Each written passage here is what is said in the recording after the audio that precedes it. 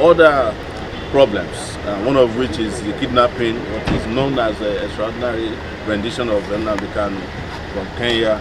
You cannot cure that. You cannot cure the absence of evidence. You cannot cure every other problem you brought upon yourself in this problem. And that's what we have told them. And in general, because this is also foundational to Nigeria, Nigeria is in search of unity, they claim. Nigeria is in search of nationhood because it has never become a nation. If you want to make that happen, you do justice to all the components of Nigeria. You don't discriminate against somebody because his name is somebody you don't like, or because his religion is what you can't stand, and then you expect the country to be united. That is not going to happen. So, in doing this, you know, we're also encouraging them to have the national healing that can bring about national unity, since they love unity very much. But there can never be unity without justice. Thank you. Thank you. Finally, if you say a word, maybe a final piece of advice to government, if they will listen to you, what would that be? I don't advise government. They have over 2,000 advisors. Anybody who's advising government in Nigeria is the enemy of government. Government of Nigeria don't listen to advice. Otherwise, ChatGPT could have advised them that this case is not going anywhere. Yes. Thank you very much. Thank you. Just a prompt on ChatGPT or Grok 4 on Twitter would have advised them that this is not going to go anywhere. No matter how well it is packaged, no matter how well the propaganda is pushed. And look at where we are today in Nigeria. Look at where we are. Nigeria is in a throes of some of its worst security situation. And this is what we are wasting our time doing. You know, we have 35 Christians at the time that we are being accused of persecution of Christians in the bush, attacked by terrorists who were live streamed.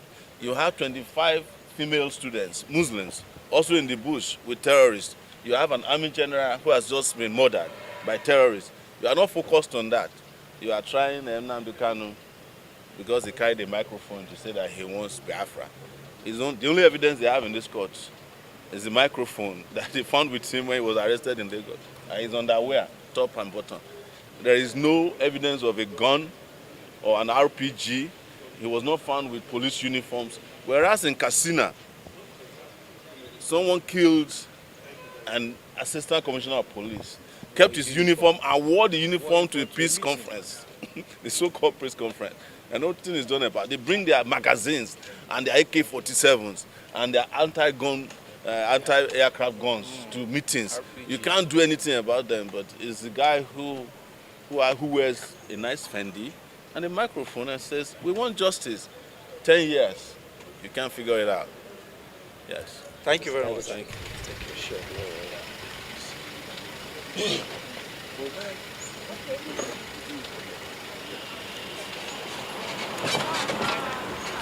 Where is it in the world which was murdered in Nigeria? They couldn't establish that. Now, a few days ago, the prosecution came back and said, oh, you made a broadcast in Nigeria. Where is it made exactly? He must have to tell the court. But they are unable to provide all these informations because they don't have any. Also bear in mind that the witnesses they showcase in court, they are missionaries. They are missionaries.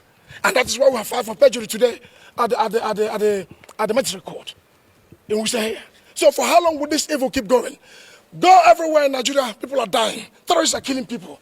Did Mazi Nnamdi Kanu kill anyone? The answer is no. So what is he doing in detention? It's an act of evil. Attack against Mazi Nnamdi Kanu is an attack against the Igbos and the innocent people of this country. Those who believe in fairness and equity should rise up now and not tomorrow. I think I can say thank you so much. Thank you. You just heard from the brother of Nnamdi Kanu, that is person of Emmanuel Kanu. He's quite angry at the situation, at the entire outburst, and he's saying that it is warranted that Nnamdi Kanu is a human being. And of course, you know that some of these of defending himself, like cross-examining the witnesses, he did. But when you now ask somebody to defend something that does not exist, he will tell you that there is nothing to defend there. I think that is the message Nnamdi Kanu is trying to pass. The point is that for the judiciary, they felt they have a right as a judge because the final say lies on the table of the judge. So you can say whatever you like. That's what is happening now. And that is what we've been witnessing in this country for some time now. Okay, the judges are abusing their rights. The judiciary is abusing the law itself. You can't make a law and go against your law. Now, you use one judgment for a particular person and use another. You are messing the judicial system. So that's what Nnamdi Kanu is protected because it's like he is helpless.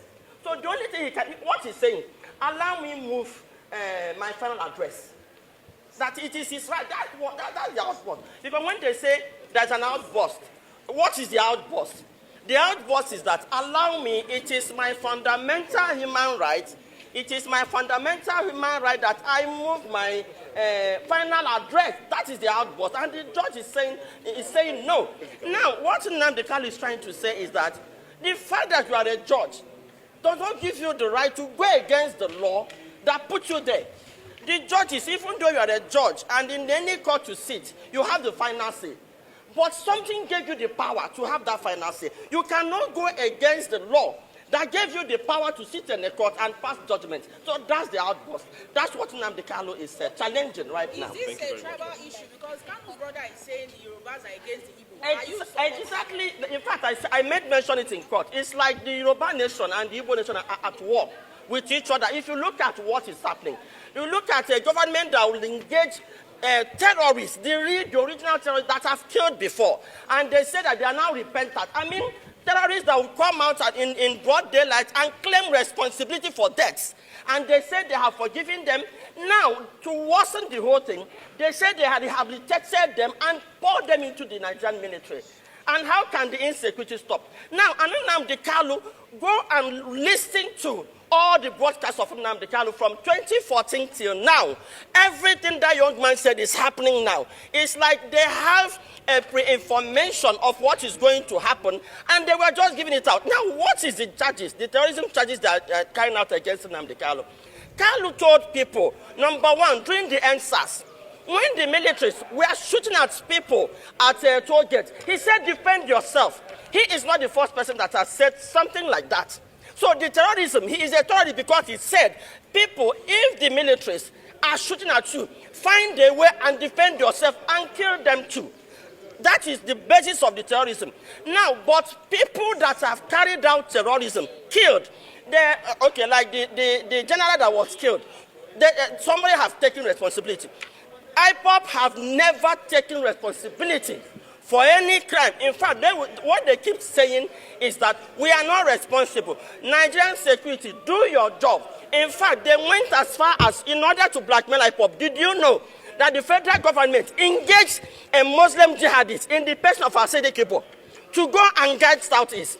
Did you know that the federal they broke a jail in Imo State, carried all the criminals, handed them over to Asede Kibo? He recruited them and poured them in Imo State. Did you know that the Bubago outfit is the outfit that the federal government used to carry out jihad in Imo State?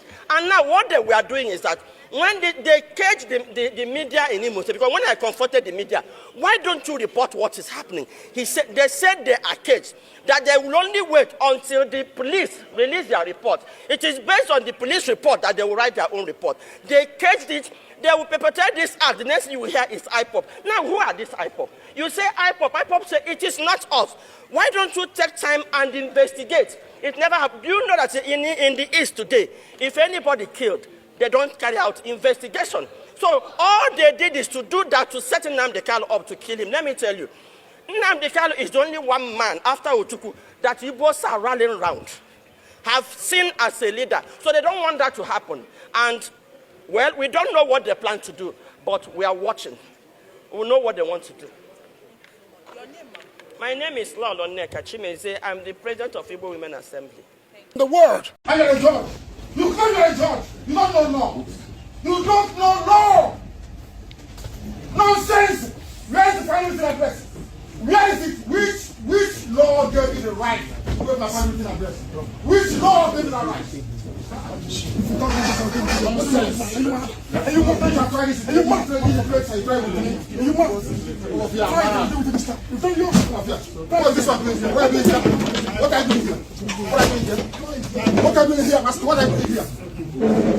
This is the idiot that attacked me. This is the fool that attacked me. That's the idiot that attacked me. That's the fool. Don't push me. I'm going, don't talk. I'm warning you, don't talk. I'm warning you, don't touch me. Don't touch me. Don't touch me. I said, don't touch me. Don't. Mad people. You don't know law. Show me where it says you can wear my right address. Show me the law. Show me the law.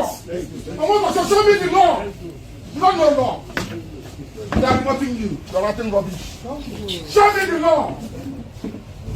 One address.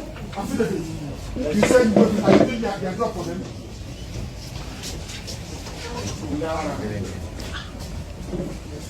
God will punish you now and forever. Any judgment, let it be on record. Any judgment in this court is rubbish. Ask him where is the law. Ask Kamoto, so where is the law? Where is the law?